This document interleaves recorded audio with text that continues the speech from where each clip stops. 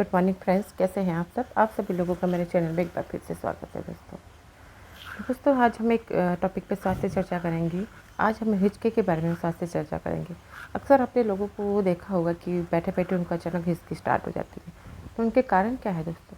तो इसका सबसे पहला कारण होता है कि हम कितनी बार हड़बड़ाहट में जल्दी जल्दी हम खाना खाना स्टार्ट कर देते हैं, तो उससे भी अब हिचकी आती है। इसके अलावा हम एसिडिक फूड ज़्यादा लेते हैं, कि कई बार ज़रूरत से ज़्यादा खाना खा लेते हैं, तो उससे क्या होता है, हमारे स्टमक के ऊपर लोड पड़ता है।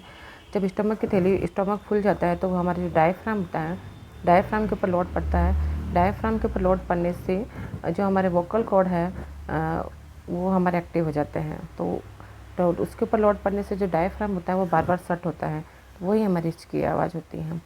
तो एसिडिक फूड खाने से, जल्दी जल्दी खाना खाने से, ज़्यादा खाना खाने से, या फिर जो लोग ड्रिंक्स करते हैं, वो इस तरह बहुत सारे कारण होते हैं जिससे हमारी हिचकी आती है। आज हम कुछ घरेलू उपायों के बारे में हम आपसे चर्चा करेंगे, जिनको अपनाकर आप घर में ही आपकी हिचकी को रोक सकते हैं। सबसे पहले तो आप अपने घर में जो इलायची होती है, यदि आप जैसे हिचकी स्टार्ट होती है, आप मुंह में इलायची रख लीजिए, थोड़ी देर में आपकी हिचकी बंद हो जाएगी। इसी तरीके से शक्कर होती है, तो 1 चम्मच शक्कर का आप सेवन कीजिए, तो उससे भी हिचकी बंद हो जाती है। इस तरह से जो काली मिर्च और मिश्री होती है, उसको आप कूट के उसका पाउडर बना के आप उसको फाँक लीजिए, तो ये भी आपकी हिचकी को रोकने में बहुत ज़्यादा फ़ायदा करता है। इसी तरह से नींबू का टुकड़ा होता है, उसको मुँह में रख कर चूसते हैं तो भी हिचकी में फ़ायदा होता है। अदरक का एक छोटा सा टुकड़ा लेकर आप मुँह में रख कर चूस लीजिए, उससे भी हिचकी में आपके बहुत ज़्यादा फ़ायदा होता है। इसके अलावा एक गिलास पानी में आप नींबू रस डाल के थोड़ा सा शहद डाल के, शहद जो हिचकी को रोकने में बहुत ज़्यादा कारगर होता है, आप इसको सिप करके पीजिए, तो ये आपको हिचकी रोकने में बहुत ज़्यादा फ़ायदा होता है। इस तरह से जैसे गर्मियों का सीज़न चल रहा है दोस्तों, तो आप घर में अक्सर हम फ्रिज में बर्फ़ मिल जाता है, बर्फ़ का एक छोटा सा टुकड़ा लेके आप थोड़ा सा टुकड़ा करके उसको आप ज़बान पर रख कर आप चूसिए, तो उससे आपको हिचकी को रोकने में बहुत ज़्यादा फ़ायदा होता है।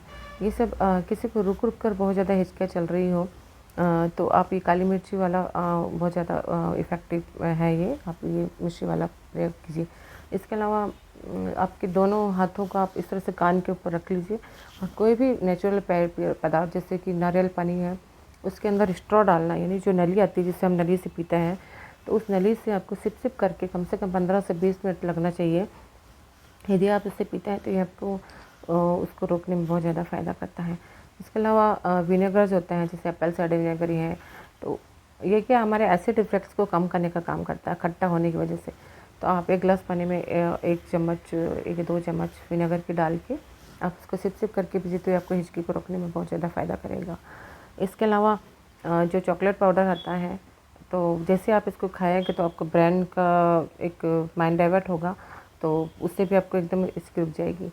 और एक प्रयोग और है जो मैं आपको बताना चाहती हूँ, कि जैसे ही किसी को हिचकी चले, आप उसका माइंड डाइवर्ट कीजिए। कोई भी ऐसी शॉक्ड वाली कोई भी एक बात उसको कहिए, तो जैसे उसका माइंड डाइवर्ट होगा, ये मेरे साथ हो चुका है। एक बार मुझे बहुत ज़्यादा हिचकी चली थी, तो किसी ने मुझे एकदम शॉक्ड बात बता दी, तो मेरा माइंड डाइवर्ट होते ही हिचकी रुक गई। ये मेरा अपना खुद का प्रयोग बता रही हूँ।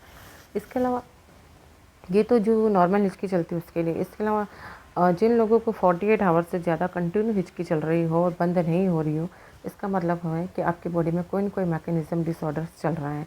इसके लिए आपको अपने लाइफ़स्टाइल चेंज करने की ज़रूरत है, आपको एनडीएस को अपनाने की ज़रूरत है। हम सब एनडीएस को फॉलो करते हैं, लेकिन जो लोग नहीं करते हैं, तो उनको अगर इस तरह की क्रॉनिक प्रॉब्लम हो जाती है, तो आपको अपने लाइफ़स्टाइल है।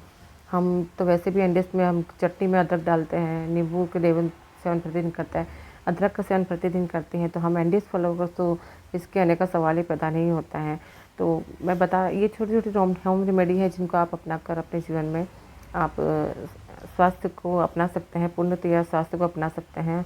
हम लोगों को भी इसके लिए मोटिवेट कर सकते हैं।